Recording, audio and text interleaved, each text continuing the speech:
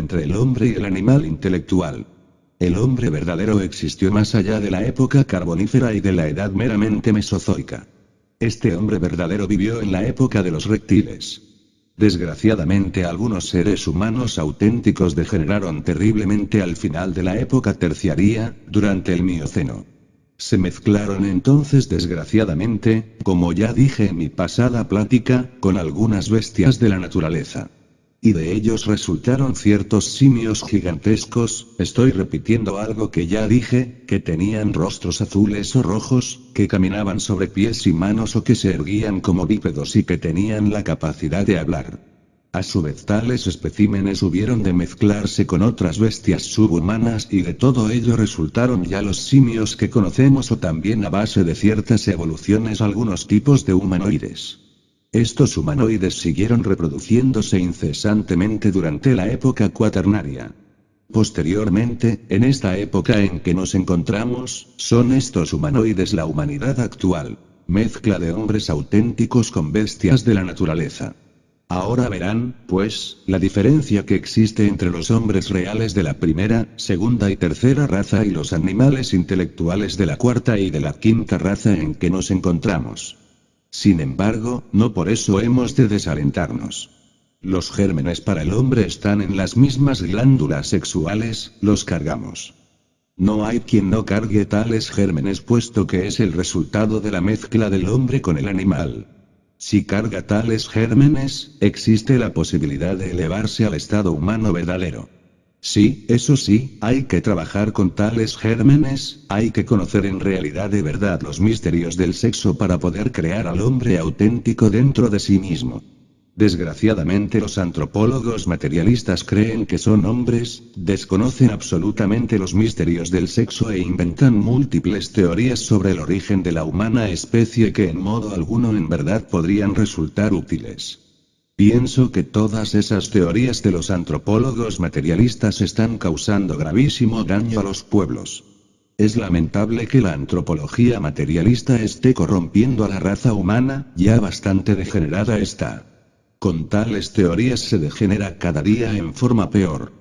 Nosotros como antropólogos gnósticos tenemos que enjuiciar muy severamente a la antropología materialista, a esos que dicen que solamente creen en lo que ven y que sin embargo están creyendo en lo que nunca han visto, en utopías tan absurdas como aquella de que somos hijos del ratón o que nuestro antepasado el mandril es un elegante caballero. Tenemos que buscar indudablemente el origen de esta raza humana, de esta quinta raza que es a la cual nosotros pertenecemos. Podemos hallar su cuna por la Cachemira, por la meseta central del Tíbet, por el Euximio, etc. No quiero decir que la cuna completa de la raza actual haya tenido su origen absolutamente en esas regiones que he citado. Pero en nombre de la verdad debo decir que tales regiones de la Tierra constituyen una cuna muy importante de la especie humana, una de las varias cunas. Me refiero a la especie humana actual, a las gentes de la quinta raza. Han habido 5 razas en el mundo, que corresponden a 5 épocas diferentes.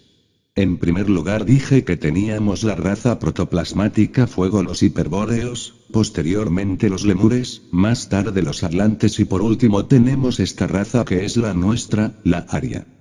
Nosotros iremos desarrollando a través de estas pláticas la historia de cada raza, aunque sea en forma somera, más una descripción completa de los escenarios en los cuales se ha desarrollado. Hoy por hoy me limito a decir que los hombres de la primera raza propiamente dicha, existieron en el casquete polar del norte, en la isla sagrada. Entonces ese casquete polar del norte, los polos, mejor diríamos, ocupaban la zona ecuatorial. Incuestionablemente la forma de vida de aquella raza era muy distinta a la actual. Nada sabe sobre eso la antropología materialista. Aún más, estas afirmaciones en modo alguno concordarían con la famosa Pangea y por lo tanto al hacer tales declaraciones, lo único a que nos exponemos es a la burla de los antropólogos profanos. Es que ellos desconocen en verdad la mecánica celeste en forma total. No saben que existe el proceso de la revolución de los ejes de la Tierra. Piensan que la Tierra ha tenido siempre la misma posición con respecto al Sol, y es obvio que por tal motivo han inventado su Pangea, que les resulta más cómodo que estudiar astronomía. Los hiperbóreos tuvieron su escenario en esa herradura que rodea al Polo Norte.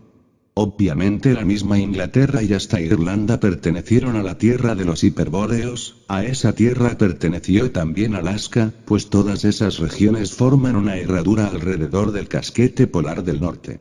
La Lemuria existió más tarde en el Océano Pacífico, un enorme y gigantesco continente que cubría toda el área del Pacífico. La Atlántida existió más tarde en el océano que lleva su nombre. Así pues, la fisonomía del globo terráqueo ha cambiado muchas veces.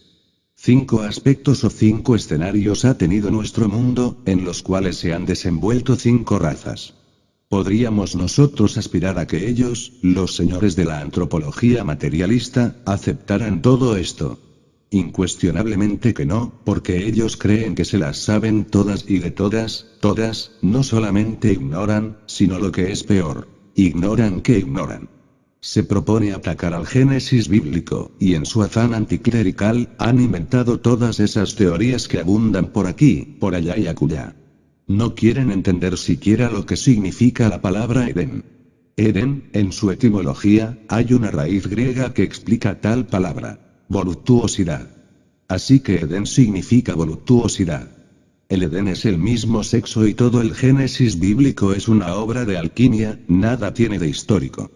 Aquel Edén que otrora se situara en la Mesopotamia entre el Tigris y el Éufrates, se convirtió más tarde en la escuela de los astrólogos y de los caldeos y de los magos. Ese Edén parece que tiene relación en verdad con el famoso Adi Barsa de los antiguos lemures y hasta con el jardín de las Hespérides del continente Atlante. El Edén es el sexo, mas esto no lo aceptarían jamás los antropólogos del materialismo, y mucho menos aceptarían los grandes misterios sexuales de Caldea, de la India, de Babilonia, de México, de Persia, de Egipto, etc. En la Lemuria existió el sistema de reproducción por Kriya Shakti, esto es durante el Mesozoico, mucho antes de que la raza humana hubiera caído en la generación animal. Bien sabemos nosotros que esta raza cayó en la tercera parte del Eoceno, o sea durante el Mioceno. Las gentes, los hombres verdaderos de la época mesozoica se reproducían ciertamente por Kriya Shakti, el poder de la voluntad y de la inteligencia.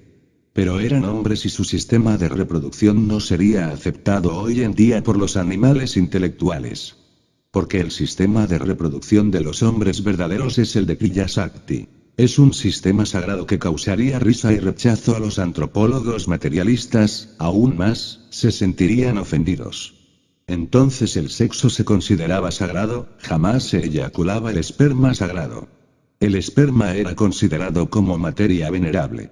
Cualquier zoospermo maduro se escapaba para hacer fecunda una matriz y la raza humana poseía ingentes poderes, facultades extrasensoriales que le permitían conocer todas las maravillas del universo y del cosmos. Por eso se dice que vivía en estado paradisíaco. Pero cuando el hombre cayó en la generación animal, es decir, cuando comenzó a eyacular la entidad del semen, se precipitó la involución. Fue en realidad en la tercera parte del Eoceno cuando el hombre caído llegó a mezclarse hasta con las mismísimas bestias de la naturaleza. De allí nació el animal intelectual. Incuestionablemente el animal intelectual no podría jamás aceptar el sistema de reproducción por Kriya Shakti precisamente por su condición de animal. El sistema de Kriya Shakti no es para los animales intelectuales, es para los hombres, son dos reinos distintos. Así que, en realidad, de verdad no debería sorprendernos que los animales intelectuales de la antropología materialista rechazaran el sistema de reproducción por Kriya Shakti, y tienen hasta razón en rechazarlo, pues tal sistema no es para los animales intelectuales, repito, sino para los hombres. Sin embargo, como quiera que los gérmenes del hombre, a pesar de todo, están en nuestras glándulas endocrinas, es obvio que, si trabajamos con el sistema sexual del Kriya Shakti, que es el de los hombres, podemos en realidad de verdad regenerar el cerebro y desarrollar dentro de la naturaleza fisiológica y biológica y psicosomática al hombre real, al hombre verdadero. Pero repito, esto no les gusta a los animales intelectuales. Nosotros, en la Gnosis, hemos difundido por todas partes los misterios del sexo. Si bien es cierto que el gnosticismo universal ha aceptado el sistema de reproducción por Kriya Shakti, no es menos cierto que millones de animales intelectuales lo han rechazado y no podemos criticarlos puesto que ellos son animales intelectuales, el producto de la relación sexual de ciertos hombres que degeneraron en la época terciaria y que se mezclaron con bestias de la naturaleza. ¿Cómo podría ese producto de hombres y bestias aceptar un sistema sexual que no les pertenece? Imposible. Así que vale la pena que reflexionemos un poco. Pero bueno, vamos a entrar a un punto más importante que he anotado hoy para que reflexionemos sobre él. Al fin y al cabo, ¿de dónde surgieron todas las especies vivientes? ¿De dónde surgió esta naturaleza? ¿Por qué tendríamos que aceptar todas las utopías materialistas? ¿Por qué habríamos de aceptar el dogma de la evolución? ¿Por qué tendríamos que vivir nosotros dentro del mundo de las hipótesis? Ha llegado el momento de ahondar un poco en toda esta cuestión. En mi pasada plática dije que la especie humana se había desenvuelto en otras dimensiones, también dije que los señores materialistas no aceptaban esas dimensiones superiores. Ellos quieren que a la fuerza estemos metidos dentro del dogma tridimensional de Euclides, son como el cerdo que quiere estar a todas horas en la pocilga y no quiere ver nada que no se parezca a pocilga. Pero nosotros no aceptamos esos dogmas. En primer lugar porque a ellos no les constan las hipótesis que han afirmado, de que el hombre venga del chango. Nunca Darwin dijo que el hombre viniera del mono, jamás. Dijo, sí, que el hombre y el mono tenían un antecesor común. Mas Darwin abrió una puerta, nada más. Charles Robert Darwin siempre sintió una inconformidad con el relato bíblico de la creación pues Dios aparecía como castigador de los no creyentes. Sin embargo se negó a que Marx le dedicara la edición inglesa de El Capital, porque no deseaba que su nombre quedara vinculado con los ataques a la religión. No obstante siempre le quedó una fe vaga de la divinidad. En los estados de duda extrema nunca fue ateo, en el sentido que nunca negó la existencia de Dios, dice en su autobiografía. Sintió horror por todo lo que hiciera sufrir a otro. No admitió el sufrimiento que infligía el amo al esclavo o un hombre a un animal. Dicho horror fue una de las causas de que abandonara la religión. Darwin no era materialista, investigaba y abrió una puerta, eso es todo. A nosotros nos toca aprovechar esa puerta y ahondar en el misterio, si todo lo que hay hasta ahora son hipótesis, como lo dice Haeckel, quien en verdad asegura en forma enfática que ni la geología, ni la filogenia serían jamás ciencias exactas. Si las teorías de un día desaparecen al otro día, si estos señores están afirmando lo que nunca han visto, a pesar de que dicen que no creen sino en lo que ven, si están mintiendo en esa forma, entonces no podemos ni debemos darles crédito. Tenemos que apelar a la sabiduría de los antiguos. Así lo enseña el gnosticismo universal. Que la raza humana se hubiera desenvuelto en otras dimensiones, esto es un imposible para la ciencia materialista, pero es una realidad para los gnósticos.